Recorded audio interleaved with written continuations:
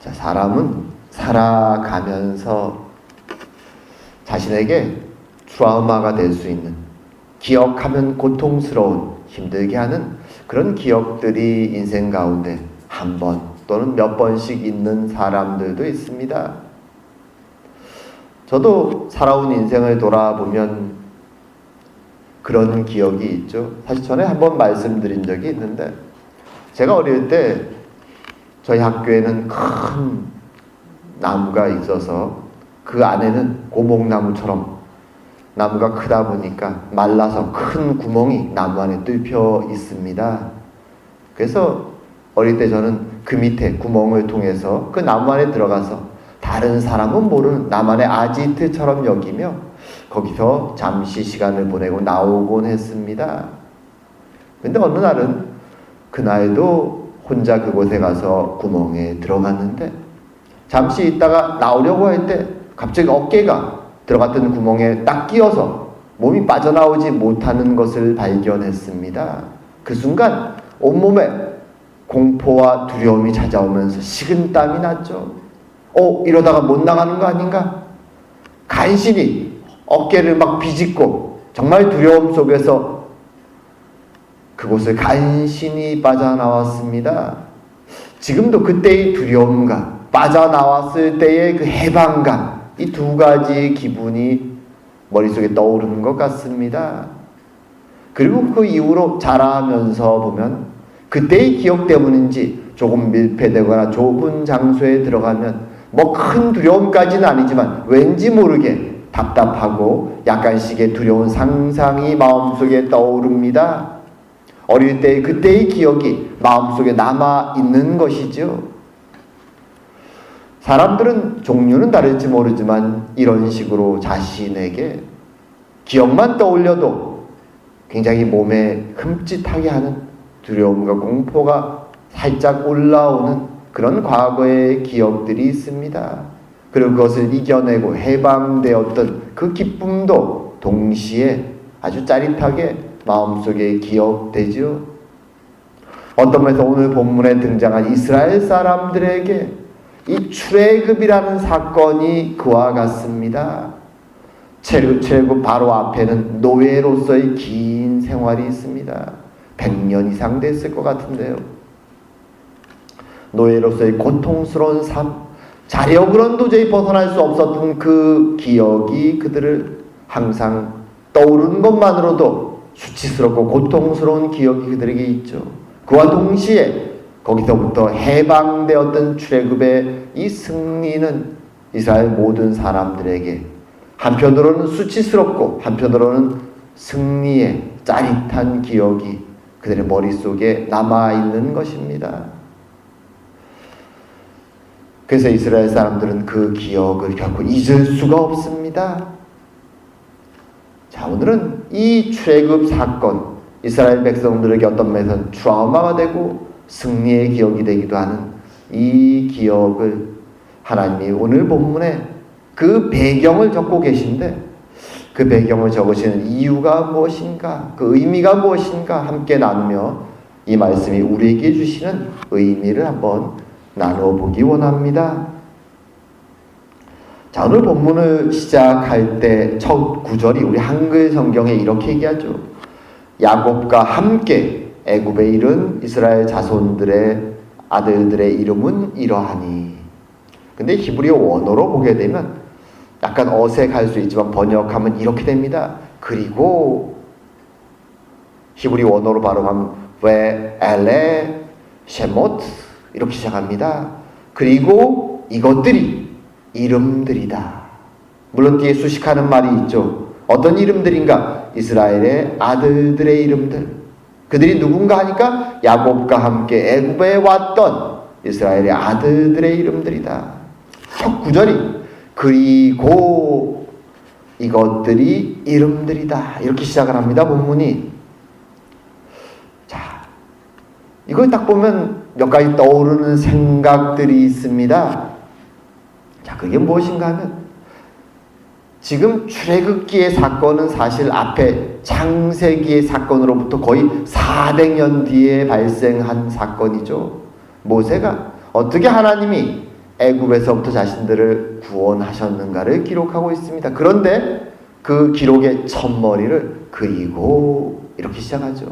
이것은 이 사건이 갑자기 땅의 하늘에서부터 뚝 떨어진 사건이 아니라 바로 앞에 있는 출애굽과 연결되는 사건임을 암시하는 것입니다.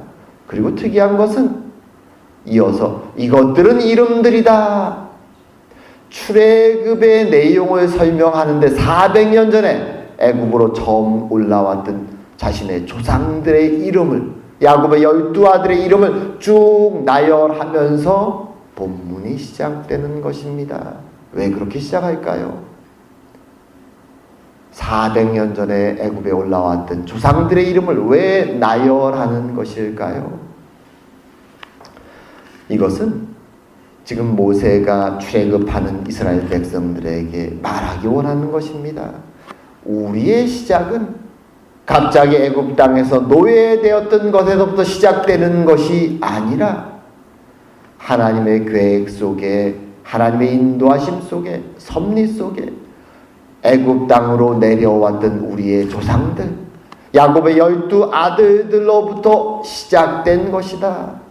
다르게 말하면 하나님의 계획 속에 우리는 여기서 시작된 민족이다. 하나님이 택하신 민족이다. 하나님의 약속과 계획에 따라 지금 모든 일이 진행되고 있다. 이것을 기억하라고 말하는 것이죠. 사실 이 배경이 바로 창세기의 내용입니다. 갈대아 우루 땅, 고대 문명이 가장 먼저 발명했다고 시작되었다고 말하는 그 우루라는 도시, 고대의 도시에서 아브라함의 가족들은 우상을 만들며 하나님을 잊어먹고 살아가고 있었죠. 근데 그들을 하나님이 찾아가 주십니다. 그리고 그 가족들에게 약속을 주시죠. 내가 약속한 땅에 이르러 너희들에게 큰 민족을 이루고 그 민족을 통하여 세상을 축복할 일을 행하겠다. 아브라함은 그 하나님을 믿고 그의 가족과 함께 약속의 땅 가나안으로 온 것입니다.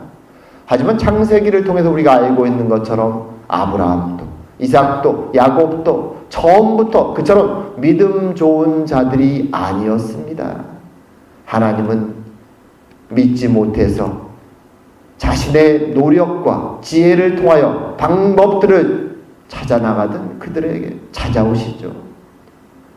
아브라함에게 그래서 100세가 되어서 불가능할 때 이삭을 주십니다. 내가 반드시 나의 힘으로 너에게 준 그 약속을 이룰 것이다.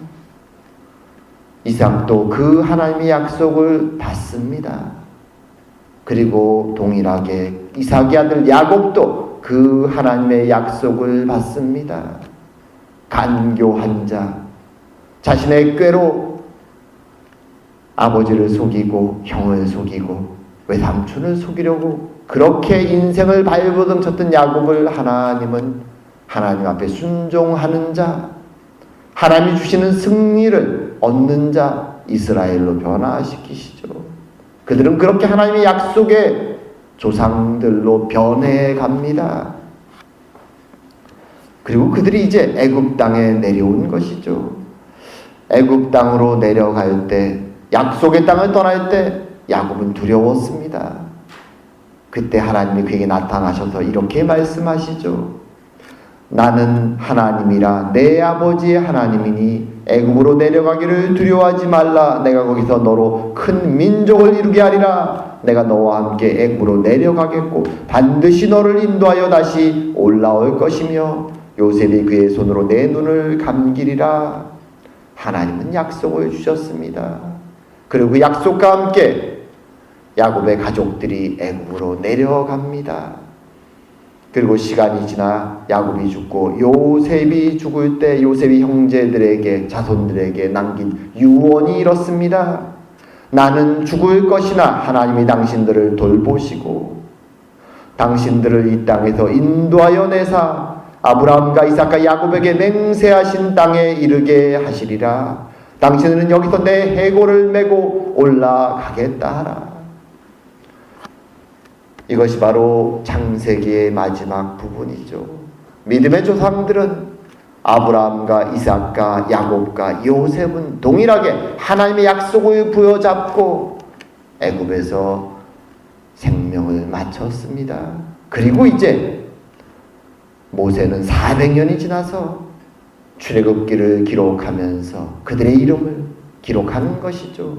기억하라는 것이죠. 우리는 어쩌다가 노예되어 이 땅에서 살아가다가 하나님이 찾아오셔서 구원해준 민족이 아니라 하나님의 계획 속에, 전 세상을 축복할 하나님의 계획 속에 선택되었고, 그 선택으로 말미암아 애굽 땅에 내려와 400년을 살아왔고 이제 하나님의 섭리의 때가 되어 다시 약속의 땅으로 돌아가는 하나님의 택함받은 민족이다.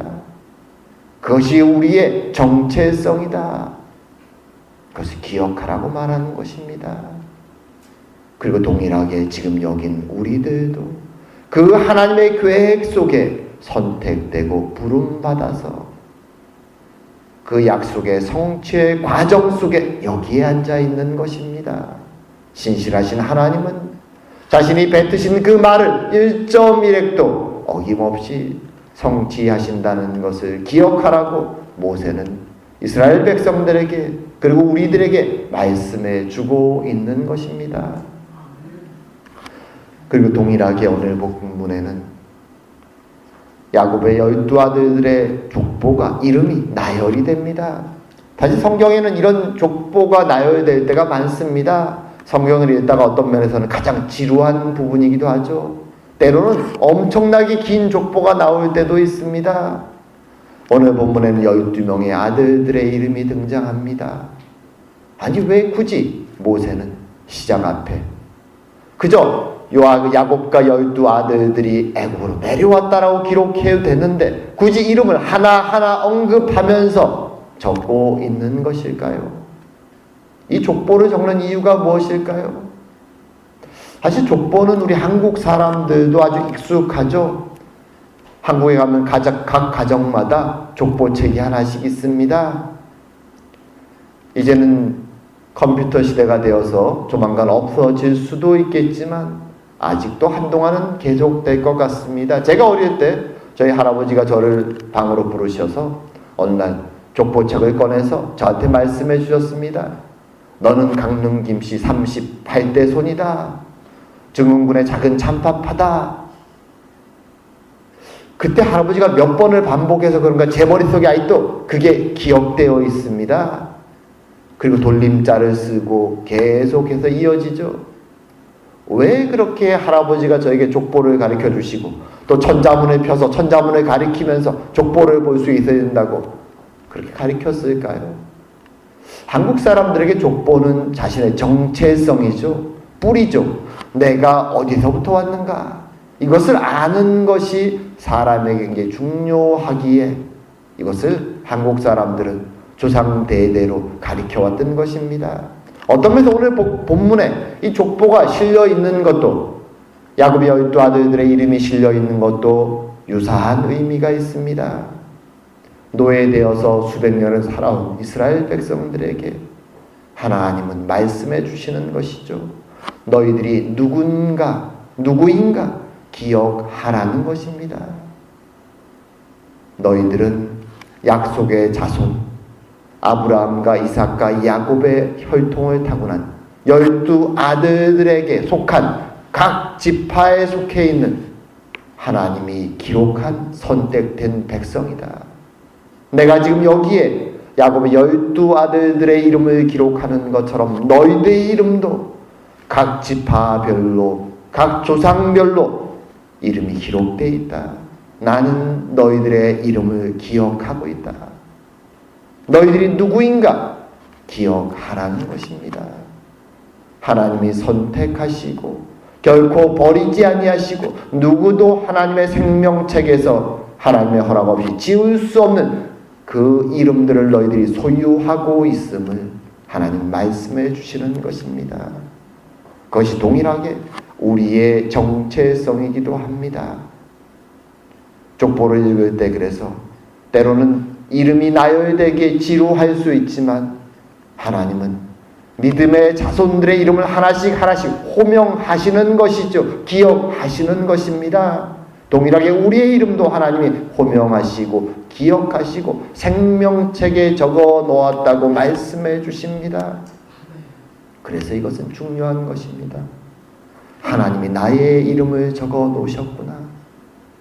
나는 때로 하나님을 잊고 내 욕심을 따라 걱정 근심 속에 세상에 속한 자처럼 살아갈지 모르지만 지금 이스라엘 백성들은 노예되어서 수백 년 동안 이름 없는 자, 가치 없는 자처럼 살아왔지만 그럼에도 불구하고 하나님은 너희들의 이름을 기억하고 있다. 주님은 말씀해 주시는 것입니다. 그리고 그들을 이제 약속의 땅으로 끌고 가시는 것입니다. 그것이 하나님의 백성들입니다. 때로 우리는 세상 속에서 참으로 우리의 모습이 그 옛날 이스라엘 사람들이 자신들을 보면서 생각했던 것처럼 나는 뭔가, 난 노예인데, 나는 아무 가치가 없는데 스스로를 비하할 수 있죠. 우리도 때로 우리의 모습을 보면 나는 누군가, 나는 왜 이렇게 살아가는가. 세상 사람들은 나보다 훨씬 더 힘이 있고 부강하고 출세하고 잘난 사람이 세상에 너무나 많은데 나는 누군가. 하나님은 말씀하시는 것입니다. 너는 나의 생명책에 이름이 기록된 나의 사랑하는 아들이고 사랑하는 딸이다. 결단코 누구도 나의 생명책에서 너희들의 이름을 지울 수 없다. 그것을 기억하라고 말씀해 주시는 것입니다. 오늘 그렇게 출애굽기가 시작됩니다. 하나님의 약속과 함께 말입니다. 그리고 동시에 이 말씀 가운데 보게 되면 이렇게 모든 족보가 기록되고 이제 그들이 다 죽었음을 말하며 오늘 본문에 요셉을 알지 못하는 새 왕이 일어나 애굽을 다스리더니 라고 본문이 시작됩니다. 그리고 그 왕을 통하여 이스라엘 백성들에게 내려진 고난이, 어려움이 이제 기록되기 시작합니다. 자, 이 내용을 보면 순간적으로 당황할 수 있죠. 이스라엘 사람들은 애굽 땅에 내려올 때 하나님의 약속을 가지고 내려왔습니다. 기근으로 모든 사람들이 고통받을 때 하나님의 구원의 약속을 가지고 애굽 땅에 내려왔죠. 그리고 아마도 100여 년 이상 꽤 긴 시간은 평화롭게 번영되게 하나님의 축복에 따라 잘 살아온 것 같습니다. 그런데 갑자기 요셉을 알지 못하는 새 왕이 등장합니다. 그리고 그가 이스라엘 백성들에게 고통을 주기 시작합니다. 하나님의 백성들의 머릿속에 의문이 생기죠. 하나님, 이게 무슨 일입니까? 하나님의 말씀에 순종해서 애굽 땅에 약속의 땅을 떠나서 내려왔는데 왜 저희들에게 이런 고통을 주십니까? 사실 이 새 왕이라는 것은 일반적으로는 새로운 왕조를 가리킨다고 말합니다. 애굽의 역사는 꽤 길죠. 이집트의 역사를 쭉 훑어보면 왕조가 바뀌는 경우가 많습니다. 외부에서 새로 침입한 왕조도 있고 다른 지역에서 등장하는 왕조도 있습니다. 여러 번 왕조가 바뀝니다. 요셉을 알지 못하는 새로운 왕조가 이제 세력을 잡고 이전의 왕조를 밀어내고 왕이 된 것입니다. 그럴 때 그들이 이제 이집트의 세력 판도를 보는 것이죠. 자신들이 잘 이끌어서 다스려야 될 이스라엘 백성들이 가장 주 세력이죠. 그리고 사이드에 보니까 이집트 사람들이 아닌데 꽤 숫자도 많고 잘 먹고 잘 살고 있는 이스라엘 사람들이 보이죠. 보통 정치인들은 그럴 때 어떻게 합니까? 새로운 정치 세력이 등장했을 때 주 세력이 되는 백성들에게 잘 보이기 위해서 좀 힘없는 자들을 압제하면서 그들을 이용해서 주 세력들에게 이익을 분배해 줍니다. 그러면서 인기를 끌죠. 오늘날도 그런 일은 무수히 많이 일어납니다. 지금 그런 일이 이스라엘 백성들에게 일어난 것이죠. 새로운 세력이 보기에 그래도 자신이 인기를 끌어야 될 애굽 백성들에게 그들을 위해서 무엇인가를 하려고 하다 보니까 다른 민족에게는, 조금 더 힘이 약한 민족에게는 피해가 가는 일을 행해야 되는 것이죠. 때로 우리는 이 본문을 보면서 그렇게 생각할 때가 많죠. 이렇게 이 새로 된 바로가 이렇게 얘기하죠. 이 백성 이스라엘 자손이 우리보다 많고 강하도다. 이것은 좀 과장된 표현입니다. 어쩌면 이렇게 이해할 수는 있죠. 새로 세력을 잡은 지도층이 된 그들보다는 세력이 많을 수 있죠. 하지만 본문을 잘 읽어보게 되면 그들이 이스라엘 백성들의 세력을 정말로 두려워하는 것은 아님을 알 수 있습니다. 그들이 이렇게 말하죠. 우리가 그들에게 대하여 지혜롭게 하자. 두렵건대 그들이 더 많게 되면 전쟁이 일어날 때에 우리 대적과 합하여 우리와 싸우고 이 땅에서 나갈까 하노라. 말하자면 이스라엘 백성들이 그 숫자가 많고 강성해졌지만 자신들을 물리치고 세력을 잡는 자들로서 두려워한 것이 아니라 만만하고 부려먹기 딱 좋은데 이들이 외부 세력과 합해서 대항해서 도망칠까봐 두려워하고 있는 것입니다.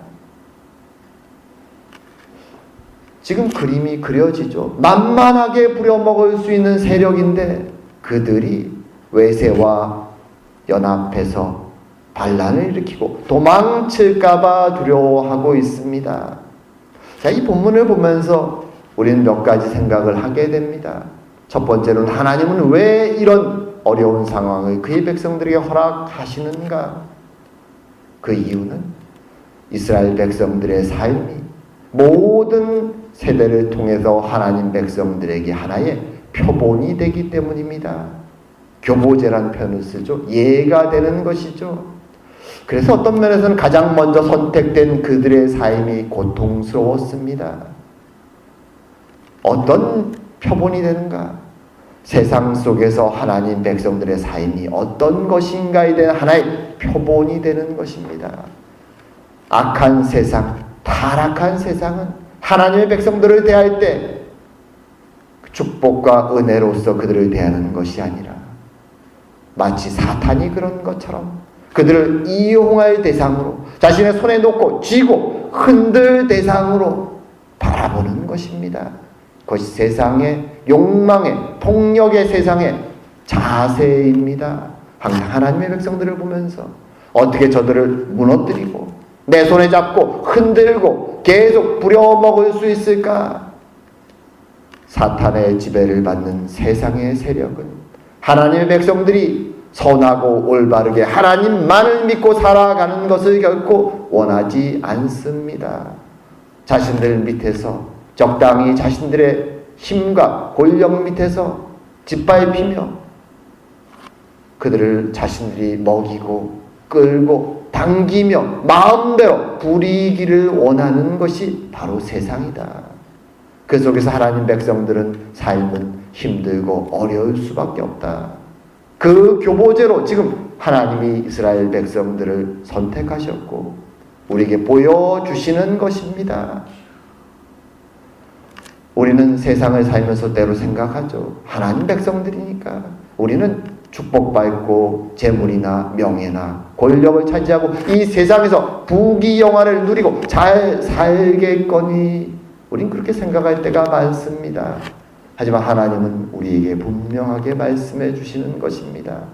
세상의 길과 하나님 백성의 길은 다르다라는 것을 말입니다. 세상 권세 잡은 자 사탄은 결코 하나님 백성들이 하나님의 길을 따라 순탄하게 세상의 물질 속에서나 명예 속에서나 그저 순탄히 그 길을 가기를 놔두지 않는다는 것입니다. 오늘 이 본문에 등장하는 새로운 왕 바로는 그래서 하나님 백성을 대적하는 대적자의 상징적인 타이틀로 등장하는 것입니다. 그래서 그의 목표도 이스라엘 백성이 자신을 대적하는 것을 두려워하는 것이 아니라 그들이 자신의 손아귀에서 빠져나갈까를 두려워하고 있는 것입니다. 어떤 면에서는 이 내용을 대하면 참 마음속에 우울한 기분이 들 수도 있습니다. 하나님을 믿는다는 것, 세상에 가장 크시고 놀라우신 그분의 백성으로 살아간다는 것이 이런 것인가? 왜 하나님은 그의 백성들에게 승승장구하는 기쁨과 축복을 주시지 않는가? 왜 이런 고통을 주시는 것인가?